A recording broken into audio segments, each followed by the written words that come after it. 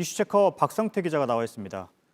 추미애 장관 방식의 검찰개혁이 법원에서 브레이크가 걸린 셈입니다.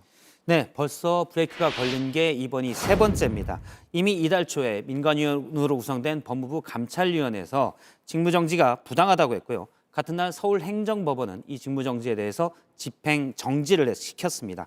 어제는 아예 정직 처분도 법원이 인정하지 않았습니다.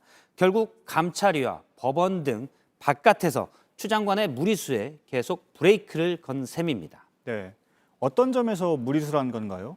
검찰개혁은 당연히 필요한 것입니다. 하지만 추미애 장관식 검찰개혁에 대해서는 목적지가 윤석열 총장 사퇴라는 것으로 애초 의도와는 달라 보였고요. 목적지에 가는 방식도 좀 거칠었습니다.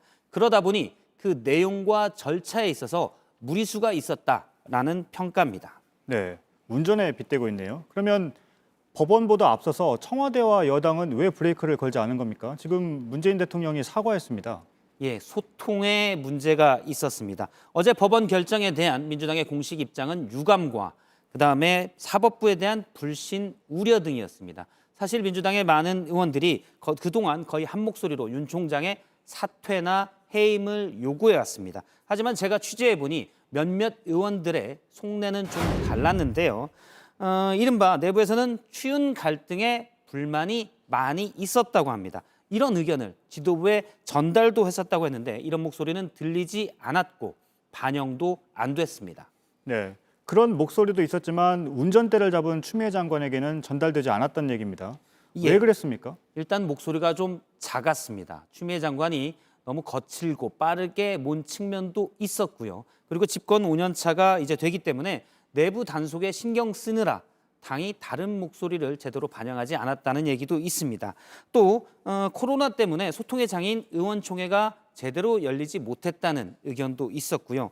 하지만 무엇보다도 보궐선거와 대선을 앞두고 주요 인사들이 핵심 지지층 눈치를 보느라 다른 목소리를 제대로 반영하지 못했다는 지적이 많습니다. 핵심 지지층은 경선에서 중요한 영향력을 끼칩니다. 이제 문재인 대통령이 상황을 수습해야 하는 상황까지 왔습니다.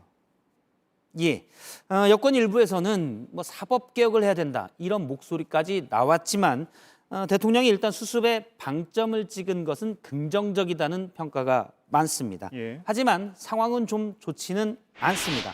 코로나19 신규 확진자가 사상 최대고요. 백신도 좀 늦었습니다. 부동산 가격도 오르고 있고 윤석열 총장의 사퇴 압박은 결국 상처만 남았습니다.